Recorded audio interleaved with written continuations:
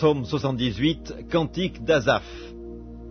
Mon peuple, écoute mes instructions, prêtez l'oreille aux paroles de ma bouche.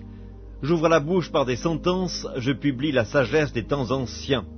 Ce que nous avons entendu, ce que nous savons, ce que nos pères nous ont raconté, nous ne le cacherons point à leurs enfants.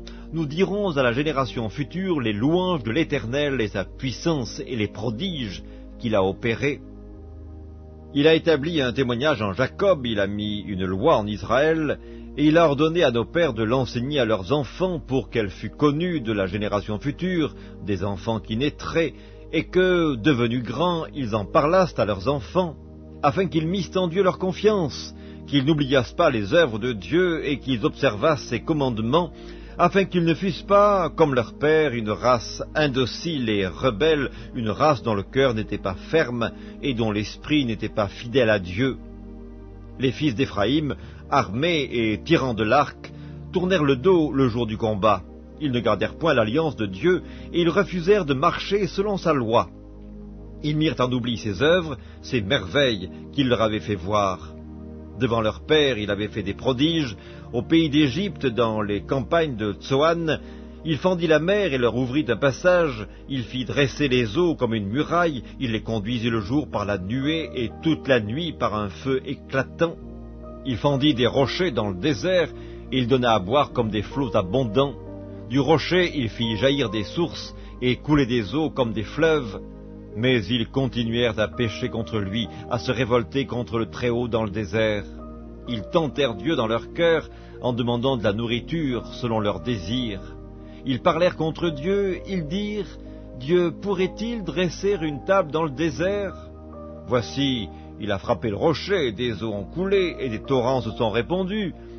Pourra-t-il aussi donner du pain ou fournir de la viande à son peuple ?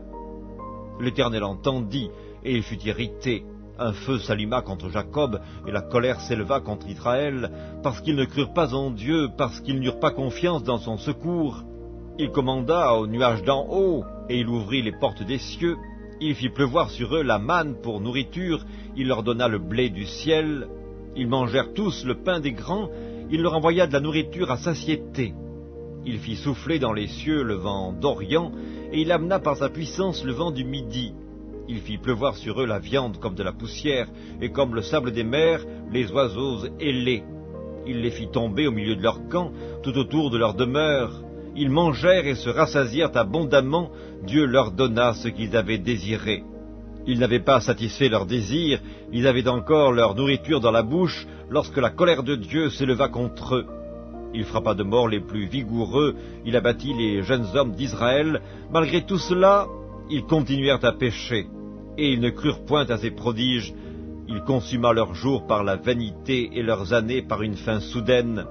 Quand il les frappait de mort, ils le cherchaient, ils revenaient et se tournaient vers Dieu. Ils se souvenaient que Dieu était leur rocher, que le Dieu Très-Haut était leur libérateur.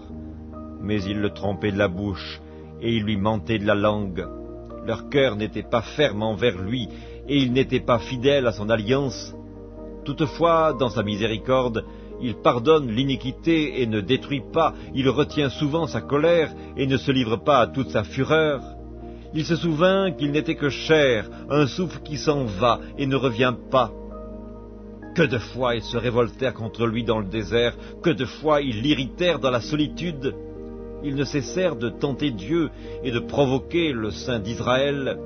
Ils ne se souvinrent pas de sa puissance, du jour où il les délivra de l'ennemi, des miracles qu'il accomplit en Égypte et de ses prodiges dans les campagnes de Tsoan. Il changea leurs fleuves en sang, et ils ne purent en boire les eaux. Il envoya contre eux des mouches venimeuses qui les dévorèrent, et des grenouilles qui les détruisirent. Il livra leur récolte aux sauterelles, le produit de leur travail aux sauterelles. Il fit périr leurs vignes par la grêle, et leurs sycomores par la gelée.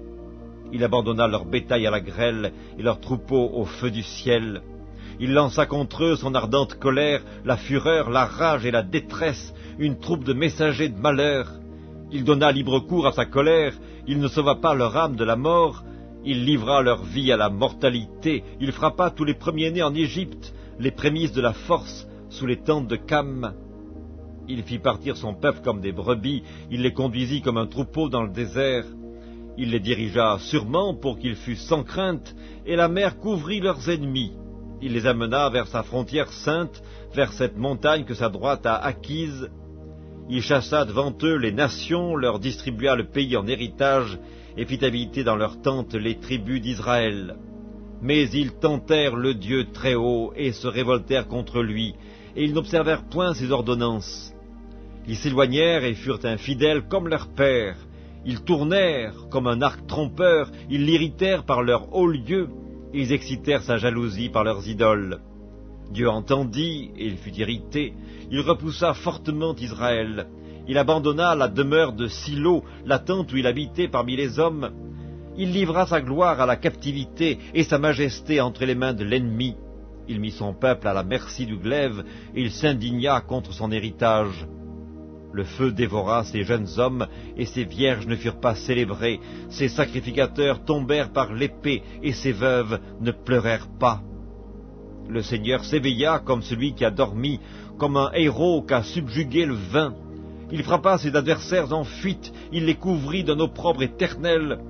Cependant il rejeta la tente de Joseph, et il ne choisit point la tribu d'Éphraïm.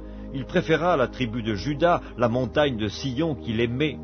Et il bâtit son sanctuaire comme les lieux élevés, comme la terre qu'il a fondée pour toujours. Il choisit David, son serviteur, et il le tira des bergeries. Il le prit derrière les brebis qui allaitent, pour lui faire paître Jacob, son peuple, et Israël, son héritage. Et David les dirigea avec un cœur intègre, et les conduisit avec des mains intelligentes.